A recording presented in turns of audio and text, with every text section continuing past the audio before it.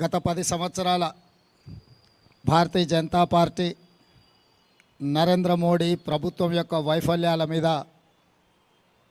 Congress party Telangana విడుదల చేస్తున్న chargesheet కార్యక్రమంలో ఉప ముఖ్యమంత్రి బట్టి విక్రమార్క గారు, ఏఐసిసి ప్రధాన కార్యదర్శి దీపాదాస్ మున్షి గారు, మిత్రులు కోమటిరెడ్డి వెంకటరెడ్డి గారు, కొండా సురేఖ గారు, మహేష్ గౌడ్ గారు, జగ్గారెడ్డి గారు, రాజ్యసభ సభ్యులు అనిల్ కుమార్ యాదవ్, మిగతా మిత్ర బృందం అంతా ఈరోజు ఈ కార్యక్రమంలో పాల్గొన్నారు.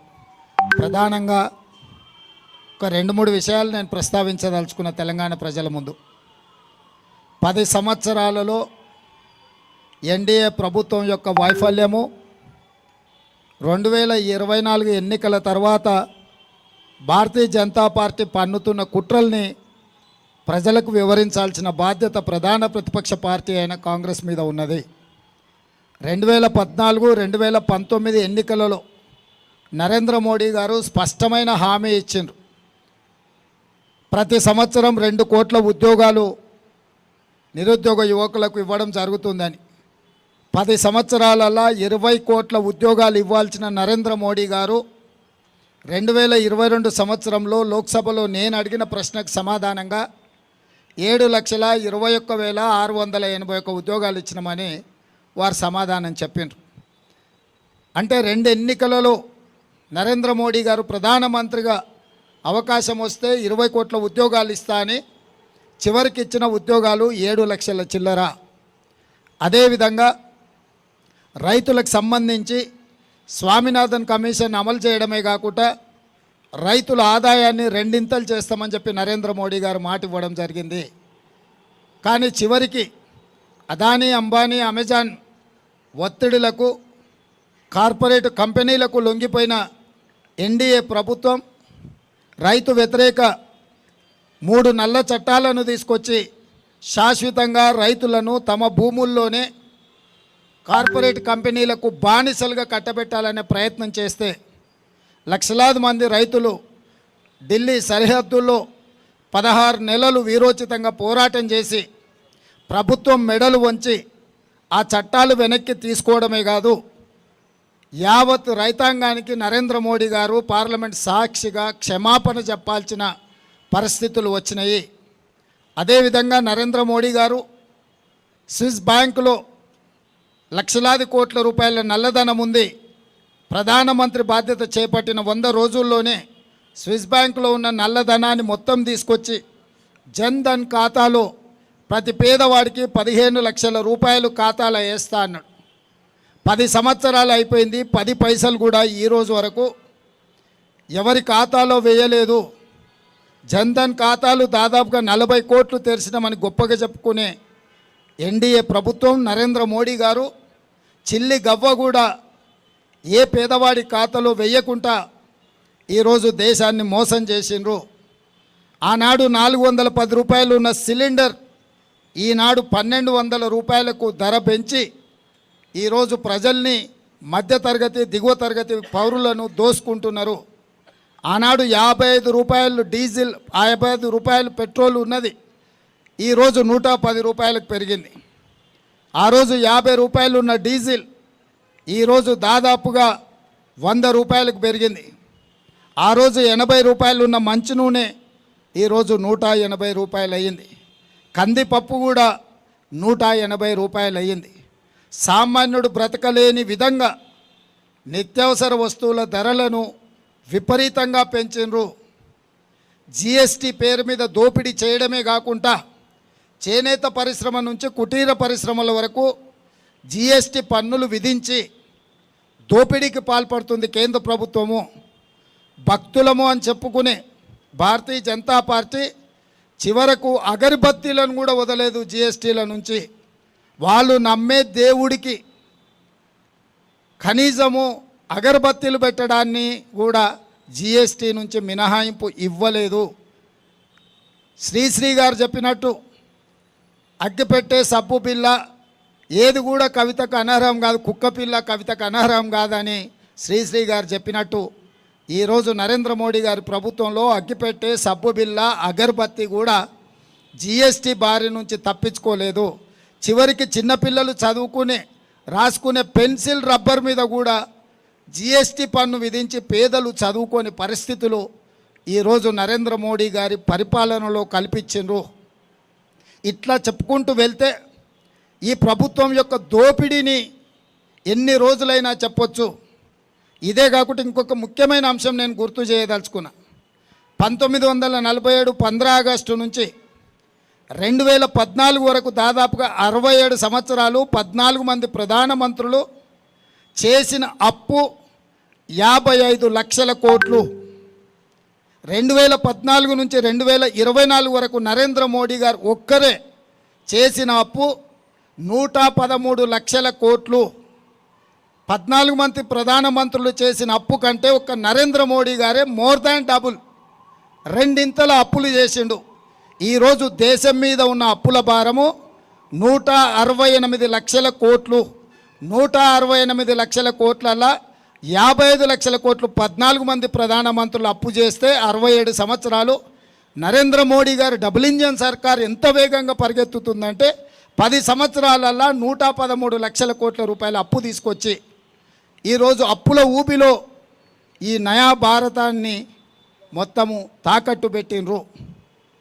ఇట్లా ప్రతి రంగంలో పోర్టులు కావచ్చు, ఎయిర్పోర్టులు కావచ్చు, జాతీయ రహదారులు కావచ్చు, లేకపోతే పబ్లిక్ సెక్టర్ యూనిట్స్ నవరత్నాలు కావచ్చు, 60 లక్షల కోట్ల రూపాయల ఆస్తులు ఆనాడు కాంగ్రెస్ పార్టీ సృష్టిస్తే వీటన్నిటిని కూడా కార్పొరేట్ కంపెనీలకు 6 లక్షల కోట్లకు తెగనమ్మేసిండు.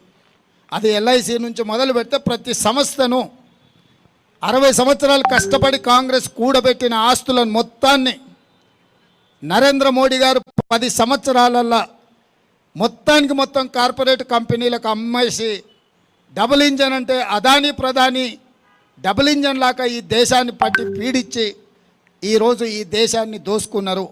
ఇవన్నీ ఛార్జెస్ ఈరోజు భారతీయ జనతా పార్టీ మీద, నరేంద్ర మోడీ గారి మీద సూటిగా కాంగ్రెస్ పార్టీ ఆరోపణ చేస్తుంది. ఇక రిజర్వేషన్ల విషయానికి వస్తే రాజ్యాంగంలోనే పొందుపరిచి కాంగ్రెస్ పార్టీ డాక్టర్ బాబాసాహెబ్ అంబేద్కర్ గారు ఆలోచన చేసి విద్యా ఉద్యోగ అవకాశాలతో పాటు రాజకీయ రిజర్వేషన్లు ఎస్సీ ఎస్టీలకు రాజ్యాంగబద్ధంగా హక్కు కింద కల్పించారు.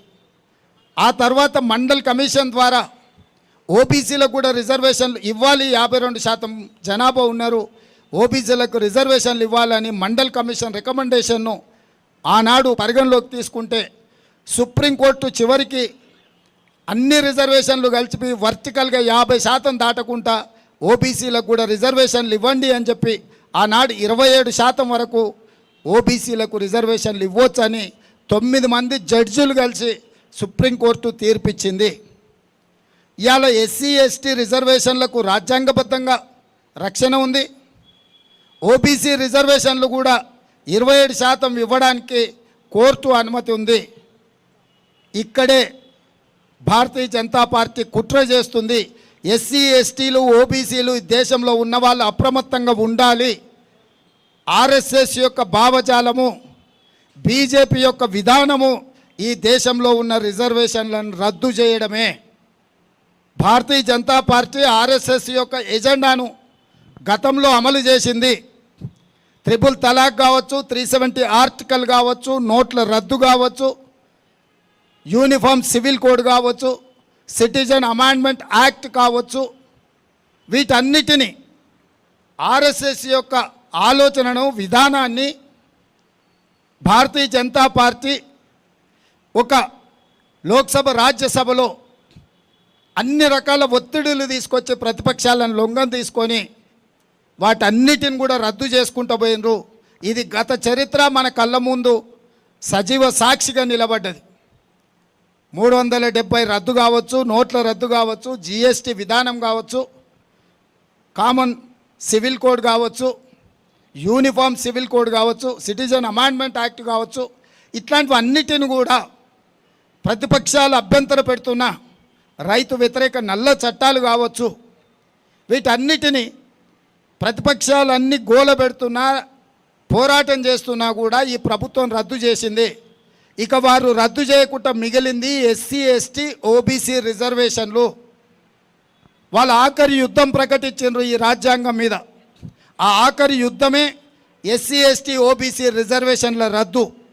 ఈ ఎస్సీ ఎస్టీ ఓబీసీ రిజర్వేషన్లు రద్దు చేయాలంటే 400 సీట్లు కావాలి. 2/3 మెజారిటీతోని లోక్సభ రాజ్యసభలో ఈ బిల్లును ఆమోదింపజేసి అన్ని రాష్ట్రాల మీద ఒత్తిడి తీసుకొచ్చి రిజర్వేషన్లను రద్దు చేయడానికి భారతీయ జనతా పార్టీ కుట్ర చేస్తుంది.